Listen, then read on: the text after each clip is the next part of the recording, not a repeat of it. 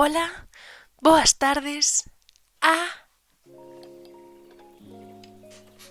migas. Para que non me coñeza, chamome Malva, teño 24 anos e paso moito tempo da miña vida forzando os meus amigues a que escoiten a música de Taylor Swift. De momento, tiven un éxito bastante alto a hora de convertir haters de Taylor Swift en Taylor Swift lovers. E ti es o seguinte: podedes seguirme en Twitter, Instagram, TikTok e podedes suscribirvos a miña canle, se queredes, se vos apetece, se vos gusta, se vos gusto eu. Hoxe vou intentar facer un vídeo curtiño por varias razóns. Número 1, estou de exames. Número 2, non quero pasar toda a fin de semana editando este puto vídeo. E número 3, porque quero demostrarme a mí mesma que son capaz. Se vistes algún dos meus vídeos anteriores ou se me seguides en literalmente calquer plataforma, en calquer rede social, saberedes que a miña cantante favorita é Miss Taylor Allison Swift, unha señora de Pensilvania, Estados Unidos, de 31 anos. De momento, fun capaz de facer referencia ao feito de que Taylor Swift é a miña cantante favorita no 100% dos meus vídeos, que son 2 vídeos, por certo, pero fun capaz de facer referencia que me gustaba moito en ambos. E entón creo que é hora de que comece ca propaganda, para que a todo mundo lle guste, todo mundo escoite a súa música e poda falar da súa música as 24 horas do día, que é o meu único obxectivo. Agora quero facer un pequeno disclaimer antes de poñerme a darvos a chapa. Eu sou unha persoa bastante crítica con todo o contido que consumo, e isto inclúe a música da miña cantante favorita. Como introducción, vou explicar a miña relación e a miña opinión xeral sobre Taylor Swift como marca, como figura, como personaxe, e despois xa entrarei a falar das interaccións musicais entre Joe Jonas e Taylor Swift. Pero antes quero como darvos un pouco de background information, así un pouco de información de base, para que saibades onde me posiciono eu. Taylor Swift é branca, polo que sabemos é heterosexual e non ten ninguna discapacidade, é delgada, é convencionalmente atractiva e é extremadamente rica. Ven dunha familia con cartos. Os seus pais xa eran ricos antes de que ela se fixese famosa. O que quere dicir que unha grande parte do seu éxito está baseado no feito de que ela ven dunha posición de extremo privilexio. Taylor Swift compuxo, ela sola en colaboración, todas as súas cancións. Non hai dúbida de que é unha muller con moitísimo talento, pero hai moita xente que ten o mesmo talento que ten ela ou máis e non consiguen o mesmo nivel de éxito porque non teñen a mesma posición de privilexio na vida. Desde esta posición, ela escolleu tardar anos en posicionarse en temas moi serios, como o racismo, xa que, non sei se o sabedes, pero durante moito tempo, grupos do alt-right, grupos de supremacismo blanco, tiñan a Taylor Swift como su princesa Aria, porque así unha muller loira, guapa, alta, moi branca, entón tiña aí como súa princesa Aria, e ela non se parou a denunciar eso en ningún momento, por exemplo. Tamén tardou anos en posicionarse políticamente. Ela xa se posicionou como unha demócrata, vamos, que dos dous partidos de dereitas que hai nos Estados Unidos, ela é do que está máis ao centro. Porén, Taylor Swift é unha muller. E leva sendo unha muller no ollo público desde antes de que o feminismo fose guai. Así que o primeiro álbum de Taylor Swift foi publicado no 2006, cando ela tiña 16 anos. Leva desde que era unha nena sendo unha celebridade extremadamente coñecida. E como tal, sufriu un escrutinio e unha misoxinia por parte do público e dos medios dunha virulencia difícil de estimar. Sí, é moi rica, sí, é extremadamente privilexiada, pero non se nos debería esquecer que ese tipo de fama para unha muller é un arma de doble filo. Este nivel de celebridade ten consecuencias. Estas consecuencias poden ser noutras mulleres como en Britney Spears, Lindsay Lohan, Amanda Bynes ou Amy Winehouse. Creo que está moi extendido o discurso de que podemos falar das persoas famosas como nos dé a gana, porque como están nunha posición de privilexio, podemos dicir deles o que nos dé a gana e criticar neles o que nos dé a gana, que non pasa nada, que é unha cousa que teña consecuencias, pero que sí que as ten, porque igual para Taylor Swift non pode ter consecuencias directas que eu diga pois X cousas sobre a súa vida, pero para unha persoa que está escoitando como eu falo de Taylor Swift sí que pode ter consecuencias. Non só existen as consecuencias persoais para as celebridades que estamos criticando, senón que temos que ter en consideración que esas críticas están sendo escoitadas por outras persoas. E se unha rapaza medra nunha cultura que está constantemente escrutinizando todas as accións de unha persoa famosa, sexa Britney Spears ou Taylor Swift ou quen sexa, vai interiorizar esas críticas para ela tamén.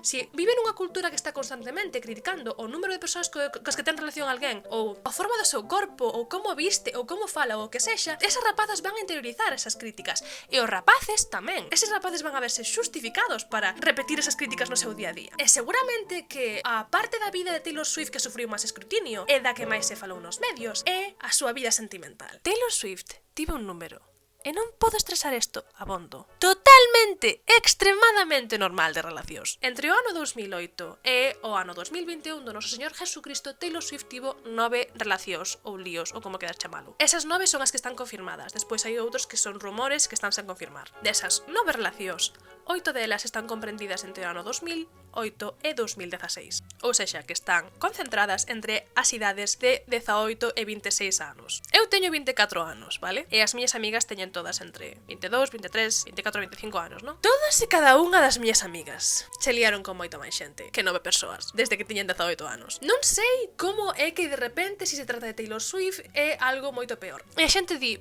pero é que ese non é o problema é que se liou con estes pavos e despois escribiu cancións. E as miñas amigas o que pasa é que non son famosas, pero teño as que escribiron poemas, teño as que rajaron con todas as persoas que se toparon. Esta muller resulta que é famosa e é unha cantautora e procesa as súas relacións escribindo cancións sobre o tema.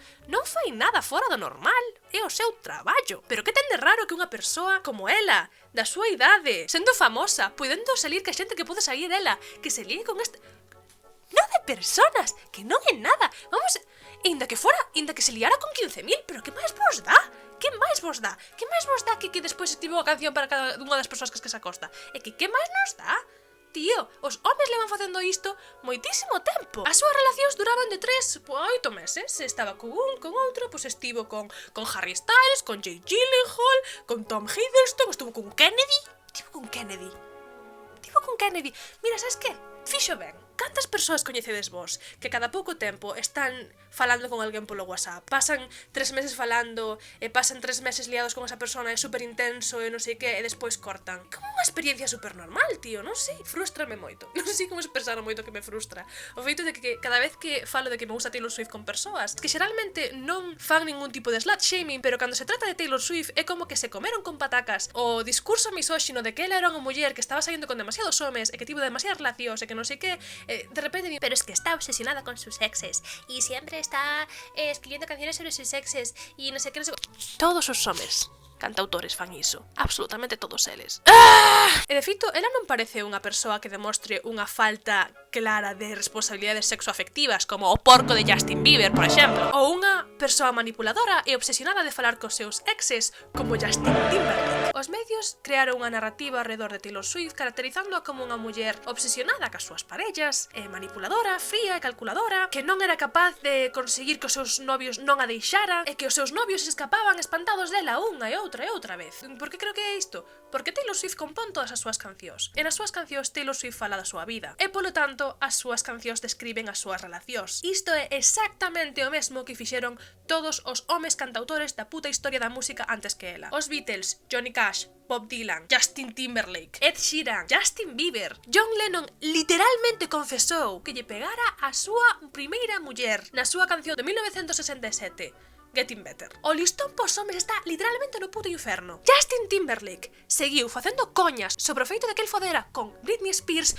no 2009, 7 anos despois de que eles cortaran. Taylor Swift escribe cancións sobre as súas relacións que moitas delas son extremadamente públicas e despois solamente hai un caso no que confirmara directamente sobre quen ia unha das súas cancións. E ela é a puta obsesionada. Ela! Dios. A partir de agora vou intentar colar o feito de que odio a Justin Timberlake e a Justin Bieber e a John Lennon en todos os meus vídeos. E a John Mayer, puto John Mayer, tío, odio John Mayer. Estou que me ferve a sangre.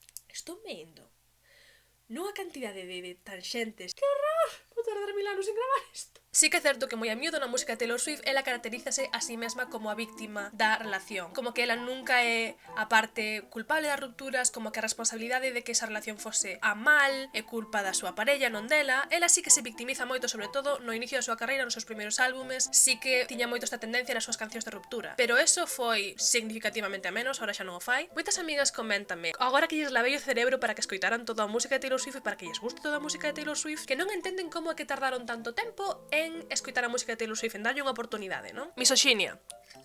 Misoxinia interiorizada, chicas. Como xa dixen antes, como esta esa narrativa misóxina de que Taylor Swift era unha muller obstinada cas súas parellas e tal e cual, e precisamente por eso tardaste tanto en darlle unha oportunidade. Eu entendo perfectamente. Esta é a mesma misoxinia interiorizada que fixo que a mí me levara tanto tempo aceptar o moito que me gusta One Direction ou os Jonas Brothers ou calquer tipo de música que se caracteriza por ter unha fanbase que é maioritariamente conformada por mulleres, non? En resumo, que non quero ver ningún tipo de comentario sobre a cantidad de persoas que asistivo Taylor Swift, sobre se é moito, se é pouco, é o que é. Debería darnos igual. Este é un vídeo no que quero falar sobre as cancións que lle escribiu Taylor Swift aos seus exes famosos, que tamén son músicos, e como responderon eles musicalmente. E será a primeira parte de 3, e neste vídeo vou falar exclusivamente sobre a súa relación musical con Joe Jonas, dos Jonas Brothers. Eu quería facer como un vídeo curto no que falara, en plan, pois de Joe Jonas, de John Mayer e de Harry Styles, pero puxenme a facer o puto guión. E vinme escribindo a parte de Joe Jonas. E cheguei á conclusión de que tiña que facer necesariamente unha serie de vídeos, porque teño cero autocontrol, e son demasiado chapas. Joe Jonas e Taylor Swift saíron entre os meses de xullo e outubro do ano 2008. Moites de vos diredes, pero iso non é nada, son só 4 meses, non sei que. 4 meses con 18 anos. Recordades a intensidade das vosas relacións con 18 anos? Se tedes 18 anos, sodes conscientes da intensidade que sentides todo? En plan, falando por experiencia propia, unha relación de unha semana con 18 anos dá pa moitas cancións. Joe Jonas cortou con Taylor Swift nunha chamada de teléfono de 27 segundos en outubro do 2008, xusto antes da publicación do segundo álbum de estudio de Taylor Swift, Fearless. Este dato coñecémolo porque ela mesma o proclamou nunha entrevista no Ellen Show no ano 2008 para facer promoción do seu álbum Fearless. I'm not even gonna be able to remember the boy who broke up with me over the phone in 25 seconds when I was 18. It was like a record, I think, for how quick. It was like I looked at the call log, it was like 27 seconds. Oh, no. That's got to be a record. Oh, boy. Esta foi a primeira e última vez que confirmou inequívocamente sobre quen ía unha das súas cancións. No 2009, tamén no Ellen Show con Ellen DeGeneres, Taylor Swift calificou que falar así da súa relación con Joe Jonas no programa 11 anos antes fora a cousa máis rebelde que fixo cando era adolescente. What is the most rebellious thing you did as a teenager? Probably when I put Joe Jonas on blast on your show. That was too much. Was it? Yeah, that was too much. Okay. I was 18. Yeah. We laugh about it now, Oh, but that's it's still, good. that was some Yeah. mouthy, Yeah. just All right. some teenage stuff there. Wow. Na primeira entrevista con Ellen DeGeneres no 2008, Taylor Swift explica que xusto despois de que Joe cortara con ela na chamada de 27 segundos, ela escribiu a canción Forever and Always, que foi capaz de incluíla no álbum no último segundo. Escribiu máis cancións sobre esta ruptura xusto despois que non chegaron ao álbum, e desas falarei máis tarde. Forever and Always ten dúas versións no álbum, unha delas que é a normal e outra delas que é unha versión a piano. Nesta canción, Taylor Swift describe a súa frustración e a súa confusión de que unha relación se acabe tan repentinamente sen coñecer ela a razón. Podedes atopar traducións de todas as cancións ao galego na descripción do vídeo. Nesta canción ela fala con bastante despeito e vai desde facer reproches, did I say something way too honest, made you run and hide like a scared little boy, a súplicas. Back up, baby, back up, did you forget everything? A canción está bastante guai. En xuño do ano seguinte, os Jonas Brothers, que naquel momento eran lo más de lo más, sacan o seu álbum Lines, Vines and Trying Times, o cal teño. Neste álbum hai unha canción sobre Taylor Swift que é horrible. Agora, para darvos un pouco de contexto, Fearless cementou o status de Taylor Swift como unha superestrela da música. O álbum foi moi ben recibido pola crítica e o público, vendeu máis dun millón de copias no primeiro mes, gañou o Grammy o álbum do ano e mellor álbum country. E outro dato que igual parece non ter relación co que acabo de dicir é que no seu primeiro álbum, o seu álbum homónimo Taylor Swift, hai unha canción titulada Teardrops on My Guitar, que vai sobre como o rapaz que lle gusta non lle fai puto caso. O primeiro verso do oitavo track de Line, Vines and Trying Times, que se chama Much Better, di o seguinte. Joe Jonas é un poquillo por como rei. Teño unha reputación por ser un rompecorazós. Ahora xa estou canso das superestrelas e todas as vaguas na súa guitarra. Non sinto rencor, pero agora vexo todo o que sempre necesitei é a rapaza que teño diante de min. Ela é moito mellor. E despois repite unhas 20 veces que a rapaza que estaba nese momento, Camila Bell, é much better. Much better. que Taylor Swift. Por si nos quedaba algún tipo de dúbida de quen vai esta canción, aquí tedes a fotiño de Joe Jonas mirando intensamente un cabalo. Innecesario.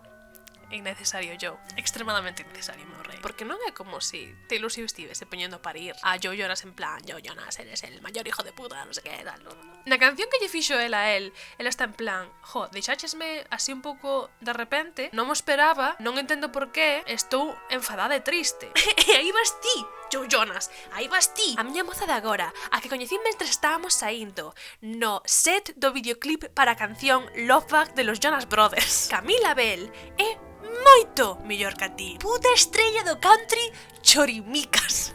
Ademais, teño unha reputación de rompecorazones. Mi rei, naquela época eras moi picha loca, que te liaches con todas as rapazas de Disney que non se liou o teu irmão, tío. Igual a reputación de rompecorazones é un pouco merecida. Despois, un ano máis tarde, é cando Taylor Swift realmente sí que cagou. Meteu o zoco ata o putísimo fondo, cunha canción titulada Better Than Revenge, que é un track do seu terceiro álbum de estudio, Speak Now. Better Than Revenge é o himno da misoxinia interiorizada. Much Better era innecesaria? Sí. Better Than Revenge? Innecesarísima. Better Than Revenge vai dirixida a Camila Bell. E aínda que isto non está confirmado por Taylor Swift, eu sei que vai sobre Camila Bell. Taylor Swift sabe que vai sobre Camila Bell. Camila Bell sabe que vai sobre Camila Bell. Ela leva anos deixando pullitas nas súas redes sociais sobre o mal que lle cae Taylor Swift, é normal. Esta canción non ten ni xeito, nin trazo, nin nada. A letra da canción é unha serie de insultos gratuitos a Camila Bell, que non lle fixera nada que nos saibamos, aparte de sair co seu exmozo. E hai un claro e inequívoco ton de slut-shaming durante toda a canción, pero especificamente no retrouso, no que di, ela non é unha santa, non é o que ti pensas, ela é unha actriz, sí, Camila Bell é unha actriz, ela é mellor coñecida polas cousas que fai no colchón. É bastante decepcionante que Taylor Swift, sendo como sempre foi a víctima de tanto slut-shaming, despois, naquel momento, dera volta e lle fixera o mesmo a outra rapaza. En plan, que cojones é isto, Taylor Swift? Cal é a proba inequívoca que esta canción vai sobre Camila Bell e Joe Jonas? Bueno, na parte final da canción, Taylor Swift canta Come on, show me how much better you are. See, you deserve some applause, cause you're so much better. Que carallo é isto, Taylor Swift? Nesta situación, a única persoa que me dá un mínimo de pena é Camila Bell. No 2014, nunha entrevista que lle concedeu Taylor Swift a The Guardian para promover o seu álbum 1989, preguntarlle sobre esta canción e ela respondeu o seguinte: Tiña 18 anos cando escribín iso. Esa idea de que tes cando crees que unha persoa che pode roubar un mozo si el non se quere marchar. Despois, medras. Pero a día de hoxe, Taylor Swift nunca se disculpou públicamente con Camila Bell por ese esperpento de canción. Peor de todo, é que unha canción moi divertida de cantar, tío. Saiu cando eu tiña 13 anos e non tiña ningún tipo de pensamento crítico, entonces a mí parecíame que era lo más de lo más, teño moita nostalgia ligada a esa canción, pero sei que non a podo escoitar. Agora non a podo escoitar. É o meu Misery Business. Misery Business tamén é mo Misery Business. Taylor Swift creou unha canción insultando a parella do seu exmozo. Mandou, a propósito ou non, os seus fans atacar a esa persoa. Non a defendeu públicamente e non se disculpou públicamente. Na miña opinión, esta é unha das peores cousas que fixo Taylor Swift con diferencia, e non sei ata que punto é xusto que ela se poida descuidar no feito de que tiña 18 anos cando fixo todo isto, se non está facendo esforzos activos por reparar esa situación que ela creou. Better Than Revenge non é a única canción sobre Joe Jonas no seu terceiro álbum de estudio Speak Now. A outra canción que hai nese álbum sobre Joe Jonas titúlase Last Kiss. Neste tema ela describe como bota de menos a cotidianidade da súa relación con el. A intro instrumental dura 27 segundos, o mesmo que durou a chamada na que el rompeu con ela. É un tema lento, bonito, na que ela expresa a súa pena e a súa nostalgia pola súa relación, sen reproches nin rencor, e cántalle: así que observo a tua vida en fotos como adoitaba observarte dormir, e sinto como me olvidas como adoitaba sentirte respirar, e manteño contacto cos nosos vellos amigos para preguntarlles como estás. Espero que sexa agradable onde estás. É un temazo. E dame moita raiva que esta non sexa a canción máis recordada sobre a súa relación con el, senón que Better Than Revenge, que é super misóxina, sexa o primeiro que se nos ven á cabeza. As interaccións musicais entre Joe Jonas e Taylor Swift non acaban aí. Para que vos fagades unha idea como foi evolucionando a súa relación, nunha entrevista do 2015, Joe Jonas dixo que Taylor Swift e máis el eran colegas, e de feito, ese mesmo ano, ela asistiu á festa de aniversario de Joe Jonas, organizada pola súa moza naquel momento, Gigi Hadid. Ela foi acompañada do seu mozo naquel momento, Calvin Harris. Chegamos